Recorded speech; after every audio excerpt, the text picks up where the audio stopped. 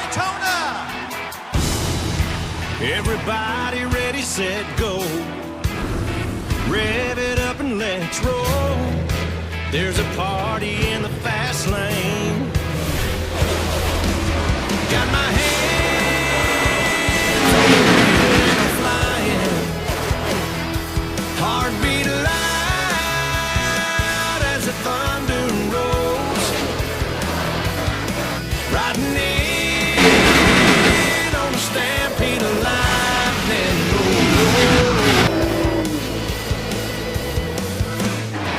I'm bringing back the sunshine. Bringing back the sunshine. Baby, it's about time. Oh, bring it back. Oh,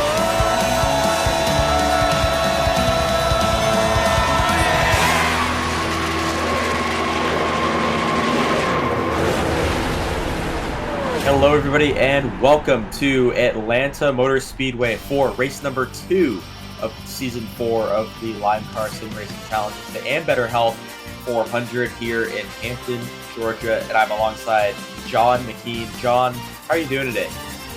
I'm doing great, and I'm happy to deliver the call with you for the action here. Absolutely. It's going to be a wonderful day. A little bit cloudy here in Georgia, but it's nice and beautiful, 80 degrees. Usually when we come to Atlanta, it's pretty cold, so pretty warm time of day here. The first intermediate race of the year, but last week was Daytona. Santiago Nicholas got his second Great American Race trophy, winning the Daytona 500 for the second season in a row. He kicks his season off with a bang once again. And Ricardo Garcia, issues to start his season, missed the 500 last week, and it is now to the rear with an engine change. That is some of the biggest key lines of the race. John, why don't we get into some of our keys to the race here? Tell us what we're going to see today. Yeah, so we have 65 laps coming up on this 1.5 mile track. What's very important is making sure you're on the freshest form of tire at the right time, because that fall off from old to new tires is very impactful with a 2 to 3 second fall off.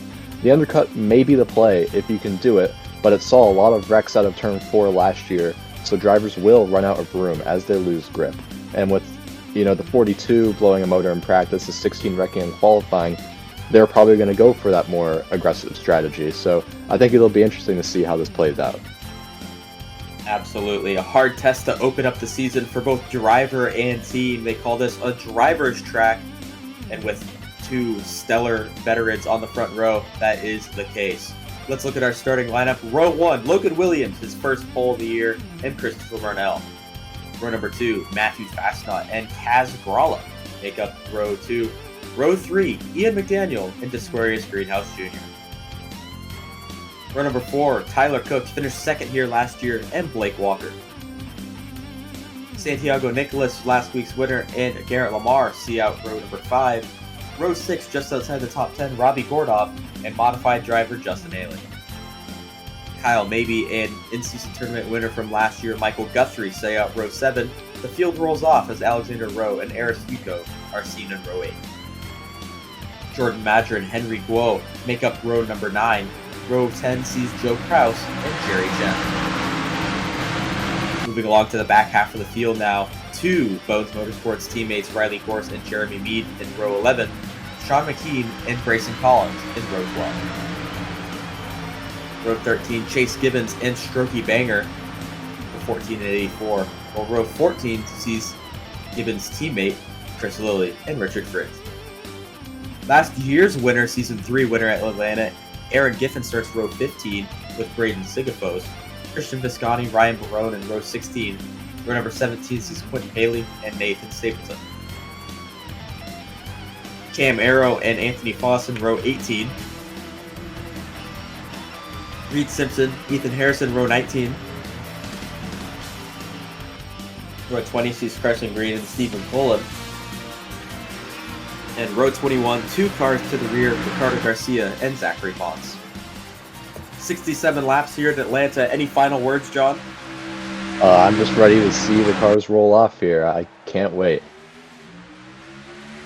Green flag is in the air. We're off and underway. Logan Williams, Christopher Brunel rolling off into turn number 1.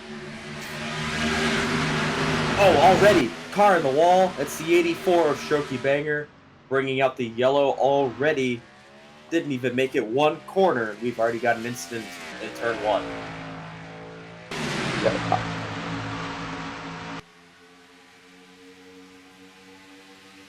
As Williams leads them back to the line here on lap 2.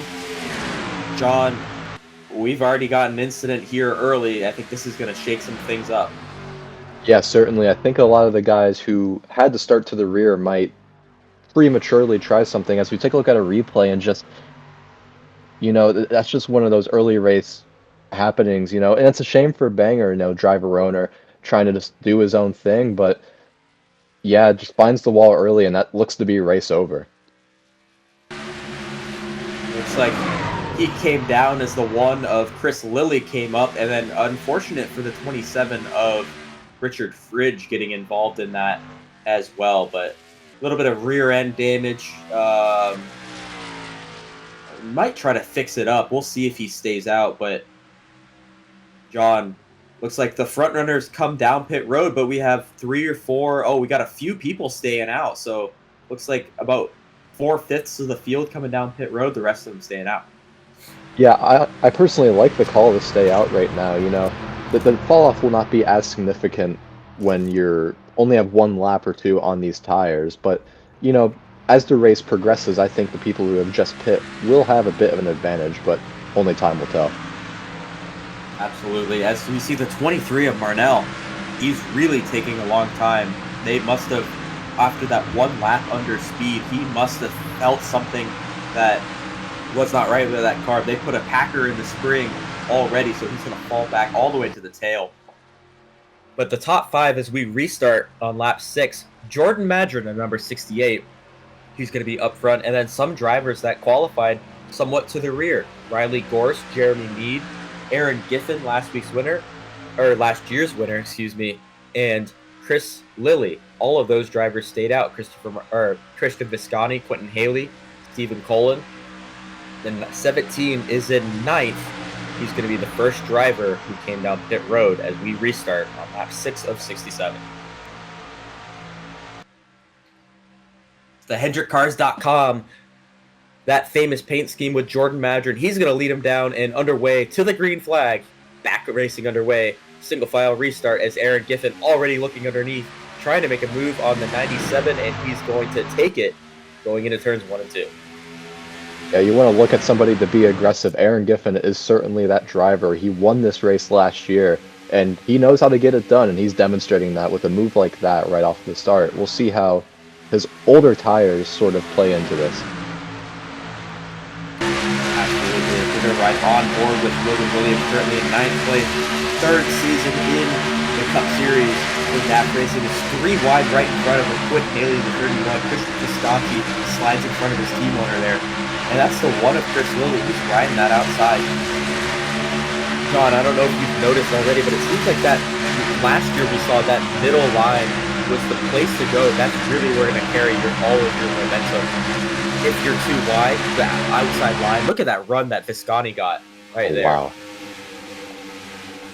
Yeah, this middle line is certainly one of the strongest, or if not the strongest, you can possibly take. I mean, the way they're able to run that line is absurd, but you have to remember that it could bring a bit of a load onto the tires. We have a great battle for the lead. 3 wide for the lead. Madron's going to try to hold on. He's going to use that outside line and wrap around. It was the Bones Motorsports cars who both tried to make a move for the lead. You'd think with a little bit of teammate work, they'd be able to, use themselves to try to get around. A little bit of 2v1 with Madron, but they kind of went self versus self there and lost out. As, don't look now, Logan Williams is back up to 4th behind these 2 Bones Motorsports cars and the leader of Jordan Madron. Yeah, I mean, Williams is one of the early season favorites for the title, and it's not for no reason. He's consistently up front and more importantly shows great adaptability even during more tough races. So I'm excited to see how Williams' season continues. These are two rookies, Riley Gorse, Jeremy Mead, the 60 and the 97 Bodes Motorsports, with a little bit of restructuring over the offseason. They let two of their drivers go in free agency, had a prolonged negotiation with Zachary Potts to return to the 16, and of course Ian McDaniel, owner-driver. But these two rookies showing their stuff in front of quite a few established veterans, Logan Williams, Aaron Giffen, the 97, trying to make a move on this second-year driver of Madrid.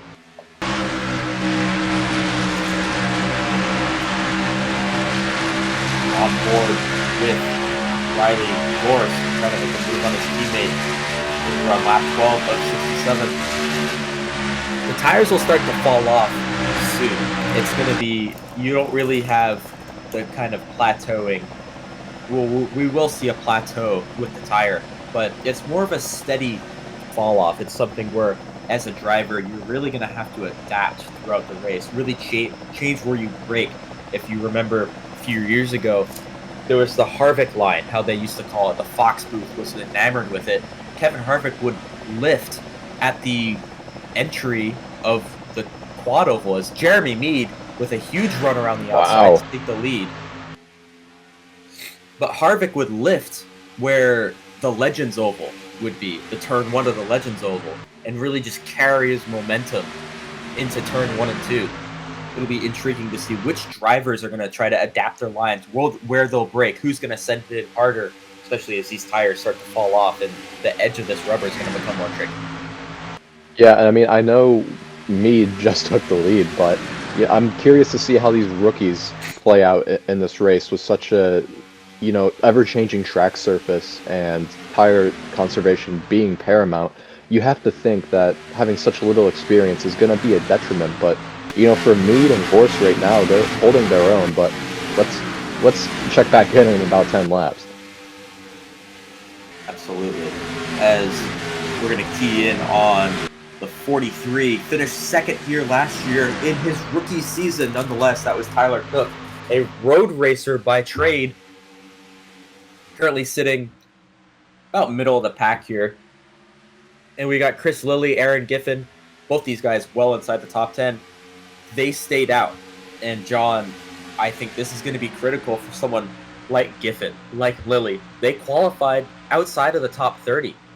And here they are inside the top 10, and with really little to no difference in terms of the tires that they have on their cars versus Ian McDaniel, who's right behind him, or Logan Williams in front of him, who pitted on practically lap 3.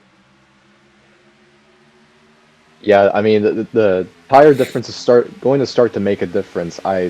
You can already tell how packed up some of the drivers are up front. Just those, older tires just bunching everyone together. I think the guys who stayed out are definitely going to be looking for a caution right about this time, because I think everyone's going to follow suit if that happens. As you mentioned, 28 to 32 laps is the fuel run, undercutting against the strategy. Do you expect these guys who stayed out, where do you think the cutoff is for when they're going to hit? Because we had 4 laps under yellow, and we've had 14 laps under green. Where are we going to see some guys try to pit? We have a 67-lap race. You'll need to pit twice. It's just a matter of when you do it.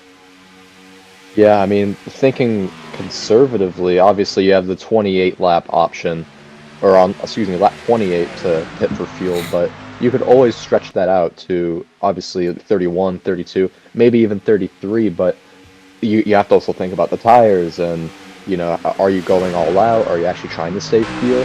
It's just fully dependent on how you're tackling this race in this moment. On board with, that was Tyler Cook. He just made 3. Wow. He made 3, 4. He's going on Ian McDaniel now. Big run for the 43s. We're on board in the cockpit here. So you can just listen to hear how he's wrestling this far around Atlanta. Tires are starting to fall off. This is when the true drivers are really going to start to come out. He's redlining down the front straightaway, lifting right on that quarter panel of the system. 3 cars he passed there through turns 1 and 2. 48, Matthew Fastnot. He started in 3rd. He's fallen down 27 positions, sitting in 30th, and he's just mired back in traffic here. not able to make anything up here. Yeah, I mean, he's just one of those many drivers who pitted on that opening caution, but notably have not been able to make their way back up. And I mean, Fastnut is a driver who's, known for taking advantage of pit strategy, but right now it's not falling his way. And not every coin flip will fall your way, so we'll see how it goes. A lot of established pit crews, a lot of established crew chiefs on the box, but also a lot of new guys who don't have the luxury of, like a Jordan Madrick. He's got Adam Wall on his pit box right now. I'd say that was an Adam Wall level play call there, but for some of these guys where I think the 48 did end up taking 4 tires, him and then Christopher Marnell as well are just back here stuck battling with swatting flies essentially with some of these guys with it, not to be facetious, but inferior equipment. Especially this Mudfish Motorsports car did win a race last year. So did Fastnut win a race. As the 67 of Sean McKean, he's really holding up the bottom lane here. It looked like he had to really lift. But a lot of these guys swatting flies back here for around 30th to 35th place. Yeah, I mean, you have McKean and a lot of the guys who, pitted and were already far back, just contributing to the mess that is back there. And we initially saw it for a little bit where it was 3 wide, nearly 2 rows deep. That's kind of what you're going to get when you have such differing strategies here. A 62, I think he put a right rear towards Quentin Haley and tried to put him in the fence a little bit. Not sure what the animosity is there, but the 31 got around the 62 and the 6 using that middle to high groove and was able to go 2 for 1 through turns 3 and 4. We brought Ricardo Garcia on in the booth during the clash, and he said he was hoping his Lamar Race Shops group would continue to learn and grow throughout the season. And I would say the growing pains are there. All 3 cars, teammates sitting here. The 41 had an engine change after practice. Oh, into the wall goes the 42, right as I was talking about him. Can you believe it? Oh my God. That's Cam Arrow going into the wall. And, we were just talking about the growing pains that this team has experienced, and there it is again. Not the start of the season that Lamar Race Shops has wanted. 2 cars missed the show in the 500. The 42 is the only one to make it through, and now the 42 gets into a wreck, and that was the yellow that some of these guys were hoping for. 26. Let's take a look and see what happens. Yeah, I mean, that angle doesn't show it that well. What I initially thought, I mean, we're probably going to get another angle. I think Arrow just tried to arc the corner, but wasn't quite clear. I think this might have been a miscommunication between him and the spotter, or just a general misjudgment. But we'll have a look here. Yeah, just what? Such a speed difference too.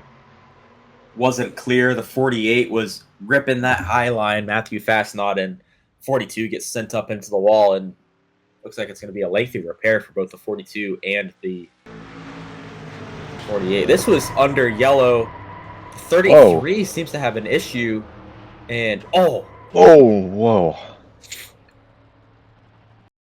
That is a hard crash, and as we look here, the 52 with an issue as well. What is up on this caution? 52 of Squarius Greenhouse Jr. with a motor going sour.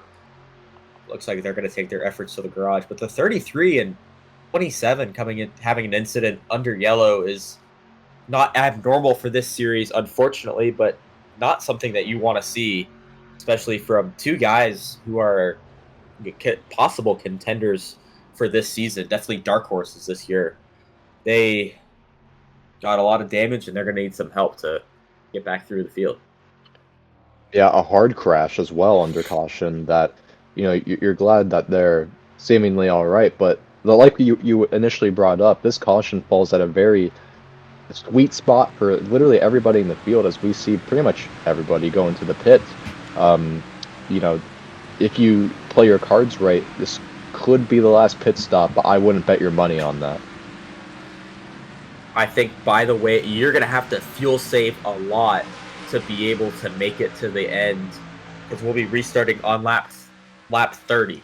So that'll Yeah. be a 37 lap run to the end.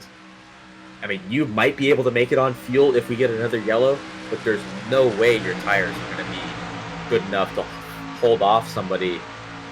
But we'll see. The 97 retains the lead off of pit road with Jordan Madron, Tyler Cook, Chris Lilly, and Christian Visconti, your top 5. Green flag is back out. We're underway. Lap 30 of 67 here at Atlanta Motor Speedway. That's Quentin Haley to the high side already. He made some passes earlier on the high side. He's going to look for some more.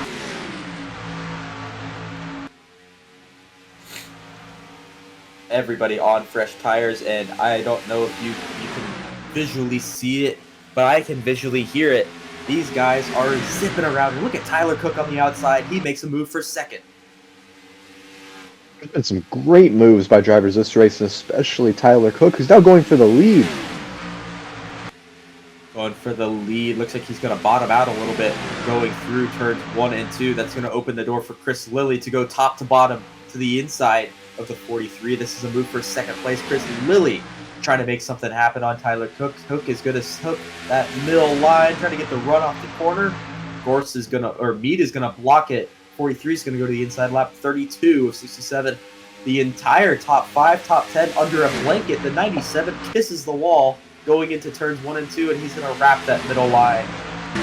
Man, this is some exciting racing here. On board with Aaron Giffen, who has made his way back through the field. He's in the top 5, sniffing for the lead. Yeah, Mead had a rocket ship out of turn 2. Had a great run, but you have to think that hitting the wall like that is going to be a detriment. That could affect the aero on your car, so I think he got away with it, but you have to be careful as this progresses. Big chunk out of the wall for Jordan Madron as we were on board with Aaron Giffen there. Visconti's off the pace. Visconti's off the pace. He's fallen down quite a few spots. He's going to clog up some traffic here. Garrett Lamar showing a little bit displeasure. The 80 started in 5th, restarted in 5th, but look at this jungle for the top 10. Still, so many people under a blanket. Quentin Haley now joins the fight. He's going to give a little bumper to the 17, give him a push through the corner. And all of these guys, the fresh tires, these drivers on the edge, they're ripping through the corner. They're redlining down the back straightaway. You don't see that often in Atlanta. Yeah, this is not only the racing that we like to see, but also the racing that Jeremy Mead likes to see, because the more that these guys race side by side behind him, Rewind. Yeah. Madrid, big head of steam, down the back straightaway, or down turns 1 and 2. Sorry to cut you off, John, but down the back straightaway, new leader, Jordan Madrid. Yeah, my point was going to be about Mead keeping the lead, but he immediately lost it, so I guess it doesn't really matter. To the front, the 62, using the outside, Aaron Giffen. Where have we seen him here before? Last year, crossing the start-finish line in first, Aaron Giffen retakes the lead for the first time since Season 3, and he's got a massive gaggle of cars behind him. He's already pulled out to a 1-second gap. Yeah, Giffen's using that experience that he got not only just from being in LIMECAR for a fair amount of time, but also just as a driver. He won this race last year, and he's been up front for most of the day, and he's going to demonstrate it right now. And to think, if it wasn't for that strategy call that propelled him from the back to the front, we wouldn't be seeing some of these guys up here. Aaron Giffen definitely has the car, not only to compete, but odds-on favorite to win. But it's just barely past halfway. We've got the 37 of Alexander Rowe. Welcome back to full time in the number 37 line. A little bit of damage on that right side, and it appears to be sort of a trend as Kaz Gralla ran over our camera practically, and it looks like the 3 is falling down. We have the 42 of Cam Arrow, who's a slow car. He may play a factor here, but we've got battles all throughout the field and throughout the top 10. And it's exactly what Aaron did. Go ahead. Sorry, yeah, there's just a lot to keep up with. You have this main pack up front battling for basically a top 10, but then you have this gaggle of cars that were mostly held up by Visconti when he had his issue, and they have not been able to get separated yet. And I love to watch stuff like this, but man, it's making me nervous. This is for 25th. Kaz Gralla is in 23rd. The 46 of Ryan Barone in 24th. And the 23 of Christopher Marnell on that back bumper of Ricardo Garcia. Be cordial here, Chris. Be cordial. The 41. Not exactly big friends over there, but this is a battle for second with Blake Walker in the 88. We haven't talked about him much. He's sitting here in P2. Second-year driver, Alexander Rowe, in his 4th season in LIMECAR in 3rd. And I think it should be no shock that we've got 2 DAF racing cars, the Bones Motorsports car of Ian McDaniel, who has quietly made his way up into the top 10. And then we also have some of these second-year, third-year guys, like Chris Lilly, Blake Walker, Quentin Haley, Jordan Madrid. Yeah, I mean, Blake Walker is one of those guys who, you know, you won't think about him until at the end of the race, you see him in the top 10 sheet, and you'll think, how did he get there? That is what Walker is best for, and he's demonstrating that right now. He's been holding up pretty good as a result of this great pit strategy. Absolutely. I mean, he finished top 5 at the race of attrition last year, going 3 wide. Chris Lilly, never mind, it was 2 wide, but still visually looked like 3 wide. The one of Chris Lilly backed out of it, wisely so. And you do have quite a few laps remaining in this race. Chris Lilly wisely backing out. Looks like he's going to lose a little bit of ground, but again, if from what I'm hearing is so, you still have another pit stop yet to go. John, I don't know when you would take that because, again, we restarted on lap 30, but you still have a little bit to go. The tires are going to have to fall off. The fuel's going to get lighter. The car's going to get more free. A lot of people are going to have to start making decisions, especially Chris Lilly there. That was a business decision. He said, I'm going to back out. I got to preserve my race car. I want to be here at the end. Yeah, you know, it's tough because if you're running in that 15th to 25th range, I would argue go for the more aggressive strategy. Go for that undercut. We know how powerful it is, but if you're up front, just go with the normal window, which will probably be 55, 60. But I wouldn't hate hitting on lap 50 or maybe even a lap or 2 earlier just to take advantage of that powerful undercut. Absolutely. And I would say the key critical component of undercutting that we have to remember, John, you've got to be in open air. You got to be in space. You got to have no traffic around you. If you undercut and say 5, 6, 7, 8 people come with you and you come out right at the tail end of traffic, because you will lose a lap. It's just almost guaranteed. But it depends when you come out of pit road. If you come back out and there's a gaggle of 5 cars battling for 25th, then your undercut was worthless. You're going to be back to where you started, and it's not going to mean anything. Even if you have fresh tires, we've seen it's pretty difficult to make some passes here. Yeah, I think it's gonna be up to whoever bites first, and whoever does bite first, I think is still going to have quite the advantage. And I can't wait to see it. Kyle Maybe doing well. We haven't talked much about him today, but he's been within the top 15 all day, sitting in the top 10, battling with Jordan Madrid, who's led laps today. Now he's going to rocket around. Tyler Cook is going to follow suit on that high lane. Madrid's got a lot of damage on that right side. I've been hearing over the radio, his spotters telling him, wrap the bottom, stop swinging out so wide on the dog leg. And for Madrid, who's really just trying to rein in his car, I don't know if it's much of a handling issue or if it's just how Jordan Madrid drives, but maybe his car's just getting too free and he's swinging out, just barely kissing the wall. That damage seems to be adding up. Yeah, I mean, I spoke about it earlier. You know, you hit that wall once, it's not going to be much. Twice, you'll get away with it. But I think any more than 2 or 3 times, you're going to start having severe aero difficulties, especially with how they car corners. And, you know, as this run goes on and, you know, you're trying to conserve your tires, that just makes that pass ever more difficult. Now, the 62 can't get by Can Arrow for the lead, and 42 hit it a few laps down. But it's not like it's been a massive issue for Aaron. He wants to get around him, but Blake Walker hasn't been able to catch at all. So you see he's side by side with the 42 and the 42. It's a massive run through the corner. It's a little bit of a cat and mouse game. Blake Walker's been reeling him in slowly, but as for right now, I don't think it's the 62's issue yet. It might become an issue soon, especially later in the race, and especially if these pit cycles start to play out the way we think it is, with some back markers being able to undercut. Christopher Manel, after a very lengthy pit stop, hasn't fought back the way that we thought he would, but he's sitting in 21st right now with Henry Guo right in front of him, and Rookie of the Year contender Braden Sigafos in the 78, seemingly holding them up a little bit. 23 and 47. They've been veterans since the beginning. So the Rookie is leading their way.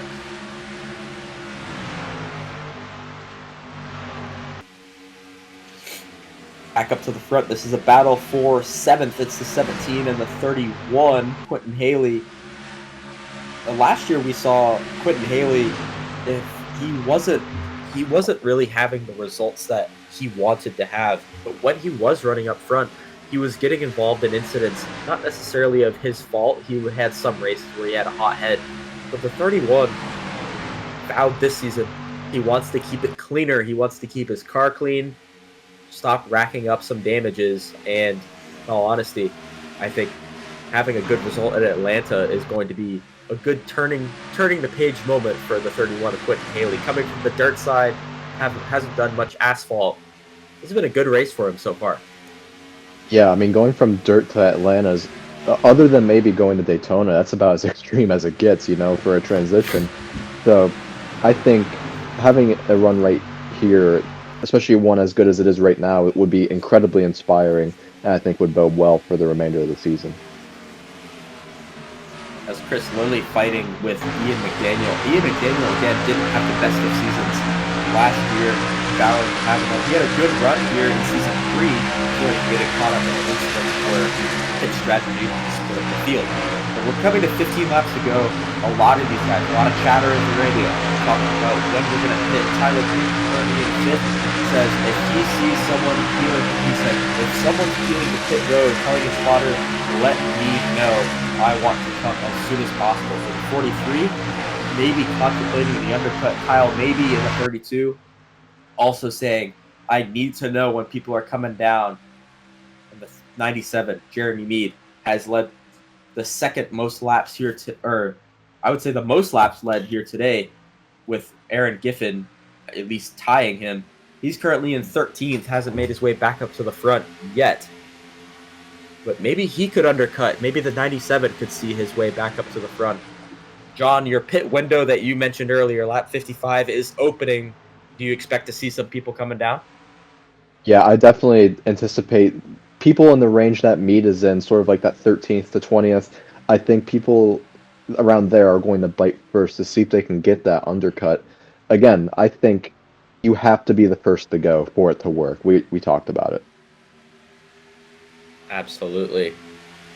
Lap 55, now lap 56. Visconti with a big head of steam. The 68, Jordan Madron, saying, oh, we've got some people down pit road. That's Braden Sigafos. He came down from 25th. We also have the 99 and the 53. They're down pit road. Let's see if this opens the window. Here comes the 37 of Rowe. The 32 of Maybe. They're coming down pit road. And a few others as well. That's the 1 of Lilly, 31, the 6, the 62 of Giffen.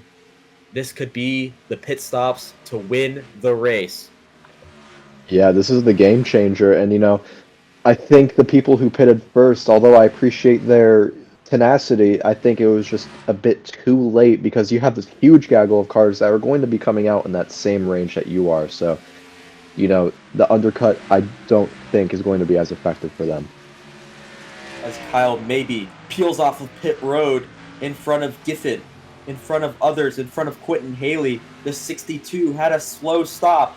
It's the 32 out in front here as the 88 and 43 are going to come down pit road, as well as the 37 and the 97, as this is going to be 10 laps to go here. It's crunch time. This is where you make your money. This is time to make some donuts if you're a pits crew. Here comes the 62 coming around the corner. He is a lap down behind the 88. As the 37 of Rowe comes off pit road in proxy with the 32. Side by side for what should be the lead. The 37 is going to fall behind the 32. So 1, 2, 3 as it stands. If the 88 doesn't peel out in front of the 32, it's maybe Rowe and Haley. Here comes the 88 off of pit road, and everybody passes him by. Yeah, Kyle maybe has just put himself into the captain's seat for this race. And, you know, all he has to do is just maintain right here. He has a solid gap, solid tire advantage, and it looks like second to third are starting to battle too, so maybe looking good. 8 laps to go. Here, the stripe, your top 10 after everybody has cycled through. Kyle Maybe, Alexander Healy, and then the 1 of Chris Lilly, the 17, 68, 80.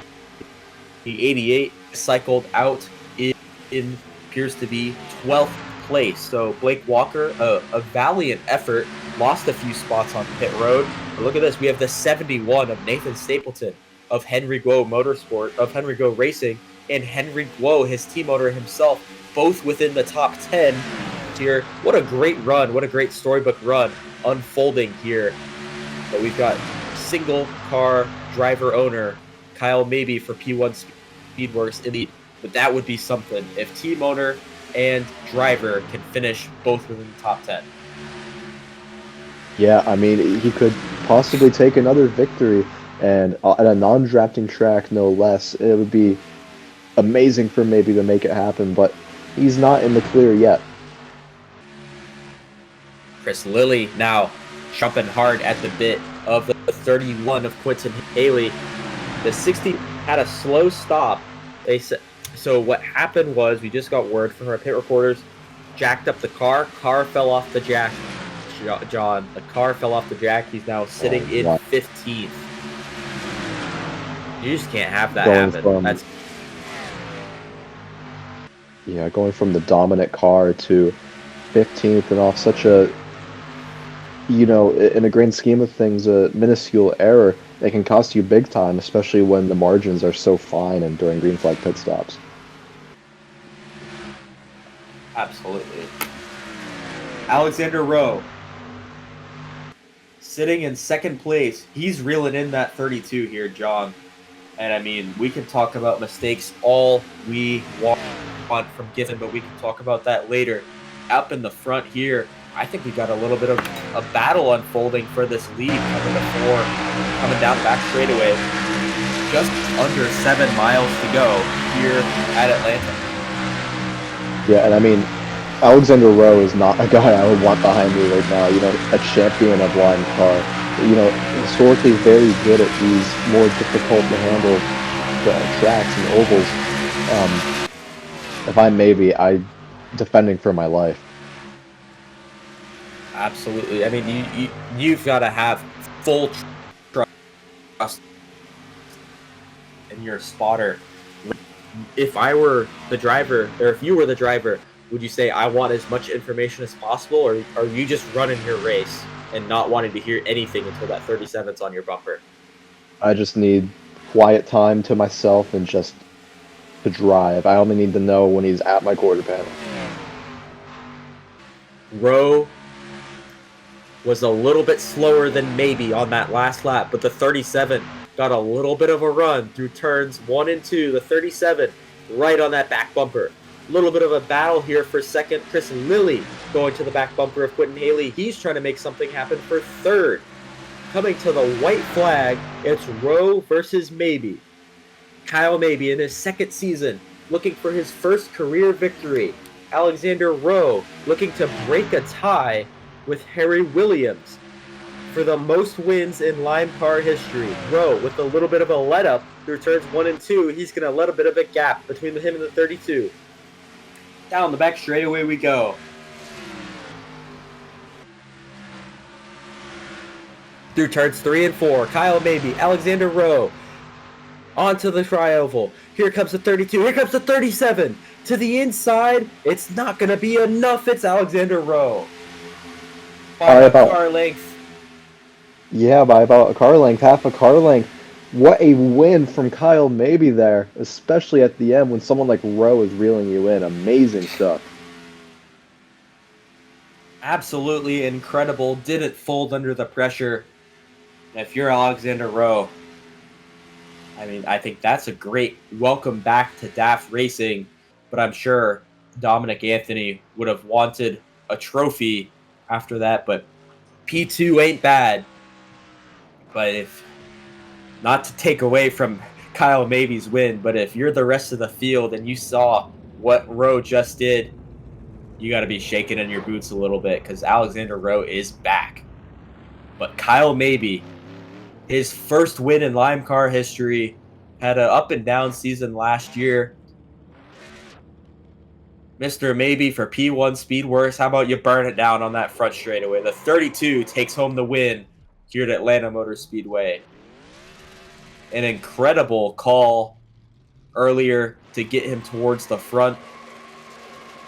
And he is going to burn it down and get it done here in Atlanta. Taking advantage of after Aaron Giffen had a miscue on pit road. Great result for the 32 camp. Maybe Rowe, Haley, Lilly, Williams, your top 5. Ethan Harrison, Christian Visconti, Jordan Madrid, Henry Guo, Michael Guthrie, top 10. Nathan Stapleton of Henry Guo Racing finishes in 11th with his team owner finishing 2 spots ahead of him. A little bit of it. That's an awesome moment there for those guys. As Blake Walker, Joe Kraus, Sean McKean with a top 15 strokey banger. Christopher Burnell ends up 18th, as we'll see the rest of the field cycle on through. I apologize. We failed to mention with Robbie Gordoff and Richard Fridge, they exited the race after their crash damages. But everybody else finished on the lead lap. Santiago Nicolas, after his Daytona 500 win, finishing in 35th. Matthew Fastnod, after falling back down to 30th, finishing in 27th, was able to claw his way back. And John, we saw Ian McDaniel earlier in the race. He was battling for what we thought was the win. He finishes in 28th. So unfortunate result for the 6th camp. Yeah, I mean, they were battling right up front with everybody else. I have to think that something happened in pit road, sort of similar to what happened to Giffen, but those are mistakes you cannot be making. Especially at a track like this. And now, here's our current point standings. This is a little bit of interesting. Kyle Mabey, your current points leader, and Quentin Haley in second. A little bit of a gap to Alexander Rowe, who's in third. Looks like he's back and ready to race again. I would say Rowe looks like he's returned to form pretty quickly. But as we see the point standing, still early in the season, so take everything with a grain of salt, I would say. But again, last year we saw Tyler Cook finished second 2 races in a row and was leading the points by 25 points after race number 2. And then race 3, he wrecked out early, finished next to dead last, and then that opened the field right back up again. So anything can happen here. And with the full-time guys that we saw that missed the race, John, like Ricardo Garcia, that missed the 500, like Ricardo Garcia, Sean McKean, Stephen Colin, Carson Green, a lot of those guys needing to make up points. And they had pretty decent points days, but they've got a pretty sizable hole that they need to dig themselves out of. Yeah, I mean, missing an entire race is never what you want to, obviously what nobody wants. So, you have to make that up, and it's very difficult to do that. So, great to see these point stays from these guys. Absolutely. Our next race is going to be Rockingham. We're going to have 79 laps around the North Carolina Speedway. John, we saw a great race here today. Lots of fuel strategy, lots of battles. And again, it came down to green flag pit stops. What did you think? What notes do you've got? What did you think of today? I just have to tell the rest of the field to be worried because Alexander Rowe has not skipped a beat. He is back and, ready to contend for the championship, his second one. Well, from all of us here in the LimeCar booth, John, thanks for joining me this weekend. And we'll say so long from us. We'll see you guys next week for Rockingham. John, thanks for joining me today. Thank you. And we'll see y'all next week.